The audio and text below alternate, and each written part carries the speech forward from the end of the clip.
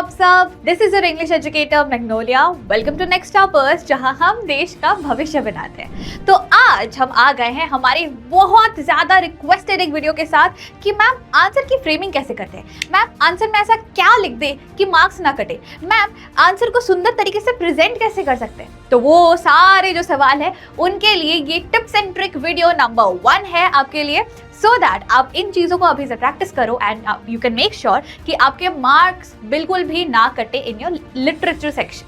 ठीक है, तो जैसे मैंने कहा पहला वीडियो है, it's going to include a lot of tips and tricks जो मैं चाहती हूँ कि आप फॉलो करो एंड प्रैक्टिस करते करते अपना writing skill, presentation skill improve करो। ठीक है, तो without further delay in a very short crisp and to the point method शुरू करते हैं हमारा ये डिस्कशन। सो सबसे पहला टिप नंबर 1 क्या है? चैप्टर की पॉइंट्स बनाना बहुत जरूरी है। हर चैप्टर के लिए XYZ जितने भी लिटरेचर के आपके चैप्टर्स हैं, फॉर एवरी चैप्टर की पॉइंट्स बना लो कि पूरे चैप्टर में, मतलब मेरा 6 पेज का चैप्टर है, 1 पेजर का की पॉइंट पूरा लिस्ट बन जाए, ताकि कभी भी आपको आंसर फ्रेमिंग करना हो, 2 मार्क का आंसर है तो आपको वो दोनों इंपॉर्टेंट पॉइंट्स पता है कि इससे आंसर बनेगा। 6 मार्क का है, 6 इंपॉर्टेंट पॉइंट आपके पास ऑलरेडी बनी हुई है, तो आपने उससे आंसर फ्रेमिंग के लिए यूज किया। वेरी वेरी इंपॉर्टेंट, इसलिए मैंने ये थप्पा भी लगवाया है कि चैप्टर के की पॉइंट्स बनने बहुत जरूरी है। अब आप बोलोगे मैम हम लेक्चर्स में तो चैप्टर की पॉइंट्स बना ही लेते हैं, उसके बाद उसको यूटिलाइज कैसे करेंगे, है ना? सबसे इंपॉर्टेंट चीजें जो है उन्हीं को उठाकर आज मैं लेकर आई हूं, ताकि आप उन चीजों को यूज करके प्रैक्टिस करो। टिप नंबर 2 ये है कि CBSE का जो गाइडलाइन है ना वर्ड लिमिट का, हमने उसको फॉलो करना है। अब यहाँ एक क्लासिक मेंटालिटी आ जाता है कि अगर मुझे आंसर नहीं पता, 6 मार्क का क्वेश्चन है, तो मैं 2 पेज 3 पेज भर भर के आंसर लिख दूं तो मुझे मार्क्स मिल जाएगा। That is a very wrong mentality. बात ऐसी है कि अगर आपका 2 मार्क का आंसर है, 2 मार्क का क्वेश्चन है, 2 लाइन लिख दो, उसमें 2 की पॉइंट्स मेंशन कर दो, काफी है। 3 मार्क का आंसर है, 3 की पॉइंट्स लिख दो, स्ट्रेट अवे लिख दो, मिल जाता है मार्क्स अगर आप सही की पॉइंट्स लिख रहे हो तो। 6 मार्क का क्वेश्चन है तो 1 से 1.5 पेज लिखो, उससे ज्यादा नहीं। मेरा कहने का ये मतलब है कि अगर 2 to 3 मार्क के क्वेश्चंस है, उसके लिए you will write exactly half a page, मतलब हाफ अ पेज भी ज्यादा है ऑनेस्टली। 2 मार्क के लिए आप 2 to 3 लाइन्स में कंप्लीट करो, 3 मार्क के लिए 4 to 5 लाइन्स में कंप्लीट करो, है ना? और अगर 4 to 6 मार्कर के क्वेश्चंस है तो इनमें 4 मार्कर के लिए हाफ अ पेज काफी है, या अगर मैं लाइन्स में बात करूं तो I would say 5 to 7 lines. और अगर 6 मार्कर का क्वेश्चन है तो 1.5 पेज। गाइडलाइन फॉलो करो, क्योंकि क्या होता है ना, आप जितना short crisp to the point answer लिख रहे हो, एग्जामिनर को उतना आसानी होने वाला है कि अच्छा इसके आंसर इतना है, इसमें ये पॉइंटर्स इसने डाले हैं, तो मार्क्स फुल दे दो। अगर आप अननेसेसरी वे में लेंदी पेपर बनाओगे कि मुझे सप्लीमेंट ज्यादा लिया है ये दिखाना है, मोटा बुकलेट बनाना है, उससे कुछ नहीं होता। वो थियोरी अपने प्रैक्टिकल्स के लिए यूज करो, बोर्ड के पेपर के लिए नहीं। ठीक है, वेरी इंपॉर्टेंट थिंग जो लोग मिसकंसेप्शन में पागल होकर भूल जाते हैं, वर्ड लिमिट को स्टिक करो, अडायर करो, बेकार में मत बढ़ाना। ठीक है, आते हैं हमारे टिप नंबर 3 पे। क्या है? Underline the key points in your answers. मतलब जितने मार्क का क्वेश्चन है उतने की पॉइंट्स लगाने हैं अपने आंसर में और उन की पॉइंट्स को अंडरलाइन करना है। जैसे अगर ये सेंटेंस है, ठीक है, मेरा 2 मार्क का क्वेश्चन हुआ, मेरे दोनों इंपॉर्टेंट की पॉइंट्स क्या है? एक तो अंडरलाइन, क्या अंडरलाइन करना है? की पॉइंट्स बन गए। एग्जाम्पल दे रही हूं मैं, ठीक है, कि अगर 2 मार्क का क्वेश्चन है तो 2 की पॉइंट, अगर 3 मार्क का क्वेश्चन है तो 3 की पॉइंट, 5 मार्क का क्वेश्चन है तो 5 की पॉइंट। कम कभी मत देना, अगर एक्स्ट्रा देना है तो 1 एक्स्ट्रा दे सकते हो, बट जो भी की फ्रेज या की पॉइंट है उसको अंडरलाइन जरूर करो, क्योंकि उससे क्या होता है, एग्जामिनर का जो माइंडसेट है, एग्जामिनर का जो मार्किंग स्कीम है ना, वो आपके की पॉइंट पे जाएगा कि अच्छा मेन पॉइंटर तो इसने सही डाला है तो ये आंसर ठीक है।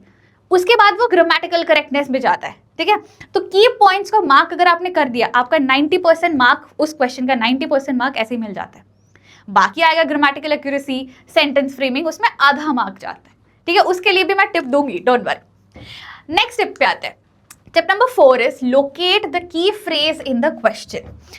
अक्सर लोग इस एक टिप को ना जानने की वजह से या अक्सर इस एक कारण की वजह से बच्चे मार्क्स खो बैठते हैं। क्या होता है ना, बहुत लंबे चौड़े क्वेश्चंस आ जाते हैं और लास्ट में कहीं पे एक मेन जो आपसे सवाल पूछा जा रहा है वो लाइन लिखा होता है। ये एक लंबा चौड़ा क्वेश्चन है, उसके स्टार्टिंग में मेन लाइन है, बाकी ऐसे ही एलाबोरेट कर दिया है सवाल को। तो इतना सब पढ़ने के बाद ना बच्चा सोचता है लिखना क्या है भाई, मुझे समरी बना दूँ, एक समरी बना के लिख दो।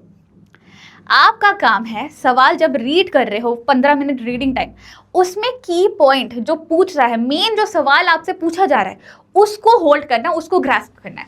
तो locate the key phrase in the question. जैसे फॉर एग्जांपल मैं एक 10th का एक 12th का एग्जांपल दे रही हूँ, ठीक है, कि डस्ट ऑफ स्नो जो पोएट्री है bye Robert Frost is a poem about nature and simplicity, elaborate. तो मेरा की फ्रेज क्या है, कौन सी पोएट्री का है, वो मुझे पता चल गया कि डस्ट ऑफ स्नो के बारे में है।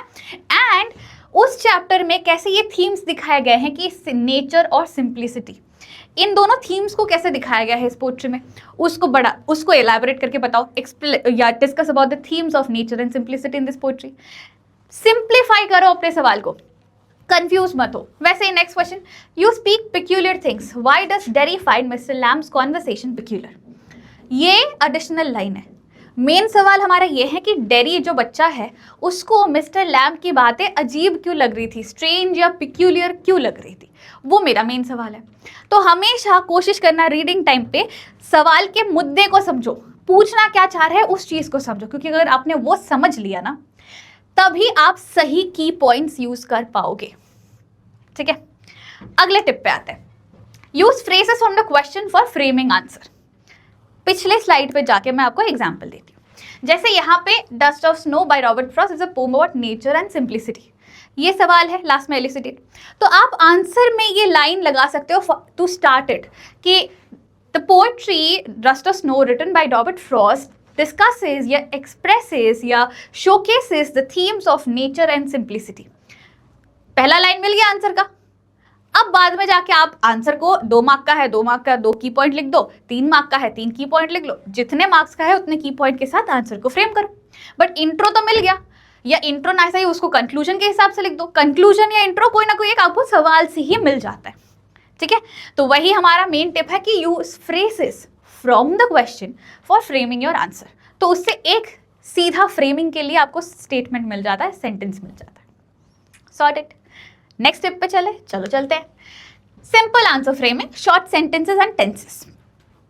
यहां पर आता है कि मैम इंट्रो तो मिल गया, की पॉइंट्स तो मिल गए, बाकी आंसर का जो बॉडी बनना होता है उसको कैसे बनाए।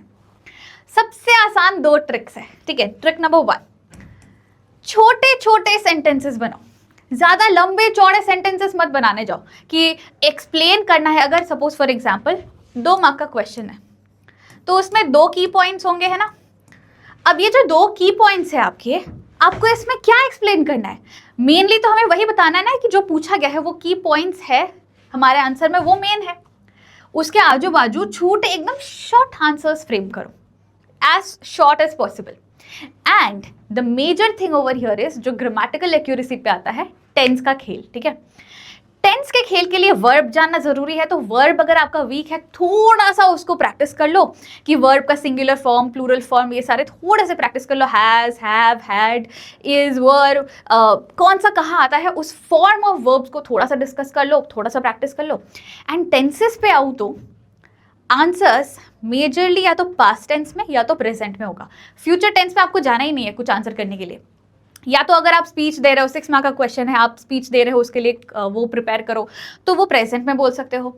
अगर चैप्टर में ऐसा हुआ है, क्यों हुआ था, ऐसा क्यों था, सवाल में आपको टेंस दिख जाता है, तो फिर पास्ट टेंस यूज करो। ठीक है, पास्ट या प्रेजेंट के बाहर मत जाना। एंड जो भी आपने टेंस यूज किया, फॉर एग्जाम्पल क्वेश्चन नंबर 10 के लिए आपने सोचा कि पास्ट टेंस यूज करना ज्यादा बेहतर होगा, तो पूरे आंसर में पास्ट टेंस ही यूज करो, 2 टेंसेस मिक्स मत करना। ठीक है, छोटे सेंटेंसेस और सेम टेंस को लेके आंसर फ्रेमिंग करना है। अगर 6 मार्क का क्वेश्चन है, आप बोलोगे मैम 2 मार्क के क्वेश्चन से बहुत आसान है, 6 मार्क का 5 मार्क का क्वेश्चन है, उसमें क्या करेंगे। उसके लिए जब आप की पॉइंट्स बना रहे हो, देखो 5 मार्क का क्वेश्चन है, 5 की पॉइंट्स तो बन ही जाएंगे, उनको भी सेम तरीका यूज करना है ना आपको। हर की पॉइंट के लिए शॉर्ट सेंटेंसेस में फ्रेम करोगे। चैप्टर आपको पता है, की पॉइंट्स पता है, छोटे छोटे सेंटेंसेस में उन पॉइंट्स को कनेक्ट करोगे एंड टेंस को सेम रिमेन करोगे। The tense remains the same, ठीक है। कंफ्यूज मत होना, टिप को यूज करके आंसर फ्रेमिंग को ट्राई करो, वीडियो के एंड तक समझ आएगा कि क्या क्या हो रहा है और क्या क्या और होने वाला है, साथ में करेंगे हम सॉल्व, ठीक है। आगे आते हैं नेक्स्ट टिप पे कि long answer versus short answer. Long answer में हमारा क्या अप्रोच होना चाहिए, शॉर्ट आंसर में हमारा क्या अप्रोच होना चाहिए, जो मैं बोल रही थी। 2 मार्क तो बहुत ईजी है मैम, 5-6 मार्कर्स का क्या करेंगे। तो शॉर्ट आंसर के लिए हमारा स्ट्रैटेजी हमेशा रहेगा कि हम to the point answer writing करेंगे। हमें ना ही कुछ बढ़ा चढ़ा के लिखना है, ना ही कुछ एलैबोरेट करना है। 2 मार्क के लिए 2 क्वेश्चन बन गया, 2 की पॉइंट्स बन गए। 3 मार्क के लिए 3 की पॉइंट्स बन गए। नो नीड टू एलैबोरेट या अलग से प्रेजेंटेशन उसके बारे में सोचे, कोई जरूरत नहीं है। लेकिन जब आप आओगे लॉन्ग आंसर राइटिंग पे, एक छोटा सा अप्रोच आपको अपनाना है, सुंदर फ्रेमिंग करने के लिए आंसर का, है ना, ताकि एग्जामिनर को इंप्रेस भी तो करना है अपने आंसर से। तो इंट्रोडक्शन रहेगा एक लॉन्ग आंसर में और एक कंक्लूजन रहेगा। अब इंट्रोडक्शन तो हमें मिल चुका है, सवाल से डिराइव करके हम इंट्रोडक्शन तो आराम से बना लेते हैं। इंट्रो के बाद क्या आएगा, यहाँ पे की पॉइंट्स के सारे पॉइंटर्स आ जाएंगे। 5 मार्क का हुआ 5 की पॉइंट, 6 मार्क का हुआ 6 की पॉइंट्स। उसके बाद एक कंक्लूजन, जैसे इंट्रोडक्शन उसको घुमा फिरा के कंक्लूजन, खत्म। प्रेजेंटेशन की बात आ जाती है लॉन्ग आंसर पे। सही की पॉइंट्स, प्रेजेंटेशन, ग्रामेटिकल एक्यूरेसी, जो इंक्लूड करता है टेंसेस, वर्ब्स एंड ऑल। अब उनको अगर आप सेंटेंसेस ही शॉर्ट बना रहे हो ना, हर की पॉइंट के लिए अगर आप छोटे छोटे सेंटेंसेस बना रहे हो, तो वहाँ ग्रामेटिकल एक्यूरेसी गलत होना भी डिफिकल्ट हो जाता है, ग्रामेटिकल एरर्स बहुत कम होते हैं, ठीक है। तो ये टिप हमें यूज करना है कि लॉन्ग आंसर के लिए हमेशा एक इंट्रोडक्शन कंक्लूजन रखेंगे एंड शॉर्ट आंसर के लिए exactly to the point answer करेंगे, ज्यादा बढ़ा चढ़ा के कुछ नहीं लिखना है, ठीक है। अगले टिप पे आओ, जो कि बहुत जरूरी है जब आप बोर्ड का पेपर, फाइनल पेपर सॉल्व कर रहे हो। ट्रस्ट मी, ये कोई बताए ना बताए, बहुत जरूरी है कि प्रेजेंटेशन कितना मैटर करता है। जब बोर्ड्स का पेपर एग्जामिनर चेक करता है ना, उनके दिमाग में कुछ बहुत सारी चीजें रहती है, ठीक है। जैसे कि सेक्शन डिवीजन, ठीक है, ये हो गया एक पॉइंट। दूसरा पॉइंट है कि आप लाइन गैप या स्पेस कितना छोड़ रहे हो, कितना नहीं छोड़ रहे हो। तो फॉर एग्जाम्पल सेक्शन ABCD है या ABC है, तो आपने अगर सबसे पहले सेक्शन C स्टार्ट किया, लिटरेचर से स्टार्ट किया या D से स्टार्ट किया, जैसा आप 10th 12 जैसा भी जो भी है, तो लिटरेचर सेक्शन पहले हो रहा है, लिख लो पहले। फॉर एग्जाम्पल सेक्शन C, जितने भी क्वेश्चन है, क्वेश्चन 5, 6, 7, जैसे जो क्वेश्चन है एक के बाद एक सॉल्व किया, एंडिंग लाइन किया, फिर आएगा आपका सेक्शन D, फिर क्वेश्चन नंबर दिस हो गया, फिर एक एंडिंग लाइन आएगा, फिर आ जाएगा हमारा सेक्शन B। तो सेक्शन वाइज डिवाइड होना बहुत जरूरी है।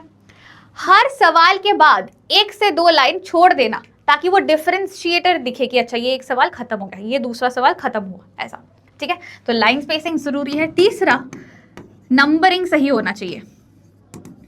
इट इज वेरी इंपॉर्टेंट कि आप करेक्ट नंबरिंग लगाओ हर सवाल के लिए, क्योंकि अगर नंबरिंग गलत हो गया तो टीचर तो हटा देगा, ठीक है। चौथा पॉइंट, जब भी आप राइटिंग स्किल्स को अटेम्प्ट कर रहे हो, बहुत जरूरी है, जब भी आप राइटिंग स्किल्स को अटेम्प्ट कर रहे हो, कोशिश करो कि हर राइटिंग स्किल के सवाल के लिए एक न्यू पेज से आप स्टार्ट कर रहे हो। जैसे फॉर एग्जाम्पल, अगर एक क्वेश्चन आपका लेटर राइटिंग का है, ठीक है, एंड आपने देखा, आपने पिछला जो आंसर लिखा है वो आधे पेज तक ऑलरेडी आ चुका है, तो आधा पेज जितना बचा हुआ है ना, वहां से मत स्टार्ट करना letter, turn to the next page. Suppose ऐसे ये एक बुकलेट होता है ना, आपने यहां तक आंसर लिख लिया है, यहां पे स्पेस है अभी, ठीक है, तो आपको लग रहा है मैं लेटर यहां से स्टार्ट कर देता हूं, प्रॉब्लम क्या है, या कर देती हूँ, डोंट डू इट। इस जगह पे आप सिंपली PTO कर देना, please turn over the page. अगले पेज में फ्रेश यहां से लेटर राइटिंग अपना शुरू करना। Same goes for the next writing skill. जब भी कोई भी राइटिंग स्किल का आंसर आप सॉल्व करो, हर आंसर एक फ्रेश पेज से स्टार्ट करना, कंटिन्यू मत करना किसी भी पेज में, ठीक है। ये प्रेजेंटेशन के लिए बहुत जरूरी है। Sorted. And lastly, previous year के जो टॉपर्स के पेपर्स होते हैं ना, उनको एक बार जरूर देखना। जैसे अगर हम इसी को मतलब अच्छा ये प्ले नहीं हो रहा है, एक छोटा सा सैंपल देख लो, ठीक है, प्ले करती हूँ मैं, let me try to play it as well. तो क्या है ना, देखो यहाँ पे इसने एक क्वेश्चन का पार्ट 2 लिखा है सी, फिर 2 लाइन गैप कर दिया, 3 लिखा, फिर 2 लाइन गैप कर दिया, फिर नेक्स्ट क्वेश्चन लिखा, कंटिन्यू किया, एंड हर एक का की पॉइंट का, हर एक का की पॉइंट इसने मार्क किया हुआ है, जहां पे जो भी की पॉइंट्स है इसने यहाँ पे मार्क किया हुआ है। ये 1 मार्क का क्वेश्चन है, बस ऑप्शन लिखना था, तो इसमें की पॉइंट क्या मार्क करे, लॉन्ग आंसर कहीं भी आ रहा है तो की पॉइंट्स यहाँ पे इसने मार्क करे हुए हैं, इफ यू नोटिस। मुझे एक बार वीडियो प्ले करने दो, रुको देखना। जैसे कि यहाँ पे ये है ना, वीडियो को देखो, वीडियो जैसे यहाँ पे दिखाया जा रहा है कैसे हर एक चीज को प्रॉपर तरीके से प्रेजेंट किया है, लाइंस में गैप आ रही है, यू नो, हर एक चीज को एकदम सिंपल तरीके से लेकिन बहुत क्लियर तरीके से प्रेजेंट किया गया है, इंपॉर्टेंट पॉइंटर्स हाईलाइट की गई है, क्वेश्चन नंबर सही से रखा गया है। तो these are the main important things, ठीक है। ये आपको बहुत केयरफुली ध्यान रखना है कि सेक्शन वाइज डिवीजन हो जाए, की पॉइंट्स अंडरलाइन हो जाए, जो जितने नंबर का क्वेश्चन है उतना ही लेंथ हम लिखे पेपर में, जहाँ पे ज़रूरी नहीं है उसमें बेकार में खींचो मत। सी 6 मार्कर वर्थी भी क्वेश्चंस जो होता है वो 1.5 पेज, अगर आपका हैंडराइटिंग ज़्यादा लेंथी है, ज़्यादा बड़ा बड़ा है तो थोड़ा ज़्यादा जाएगा, बट 1.5 से 1 मतलब 2 कंप्लीट भी नहीं हो रहा है, तो उस हिसाब से you have to be very careful about it, ठीक है। 1 मार्कर आंसर है, सीधा स्ट्रेट आंसर लिख दिया। Be very careful as to how you are presenting your answer, ताकि एग्जामिनर को क्लियरली हर चीज़ दिखे। एक चीज़ जो मैं अब कहना चाहूँगी कि बहुत ज़रूरी है to believe in yourself. Ma'am ये मुझसे नहीं होता, मैम ये मुझसे हो ही नहीं रहा है, आप जितना ये बात बोलोगे उतना ज़्यादा खुद पे आपको भरोसा नहीं होगा, एंड यू विल फील कि अब तो हो ही नहीं पाएगा, मुझसे होता नहीं है, मुझसे हो ही नहीं पाएगा। खुद पे भरोसा रखो, जो जो चीज़ें हम बातें करते हैं, जिन चीज़ों के बारे में डिस्कस करते हैं, उन चीज़ों को प्रॉपरली फॉलो करो। आई एम वेरी श्योर बहुत आसान तरीके से आपके जो भी दिक्कतें हैं ना about writing an answer properly and all, आराम से सॉर्ट आउट हो जाएगी, कोई दिक्कत नहीं होगा, ठीक है। तो with that note I would and this video here, but एक चीज़ मैं बोलूँगी कि अगर आपको कोई भी ऐसा क्वेश्चन लग रहा है कि मैम ये मैंने सॉल्व तो किया but I am not very confident, इस वीडियो के कमेंट सेक्शन में वो आंसर दे दो और बोल दो आपके जो डाउट्स है, मैं खुद पर्सनली चेक करूंगी and I will reply on that. Other than this, अगर आपको प्रिवेसी फॉलो करनी है तो आप मुझे इंस्टाग्राम पे रीच आउट कर लो, वहाँ पे डीएम कर लो। मैं कोशिश करती हूँ हर बच्चे का आंसर, क्वेश्चन, डाउट देखूँ, रिप्लाई करूँ, so I will try my best to do that over there as well, ठीक है। So that's it guys, believe in yourself and most importantly stay smiling and happy. Signing off your teacher Magnolia. Bye bye guys, take care, lots of love.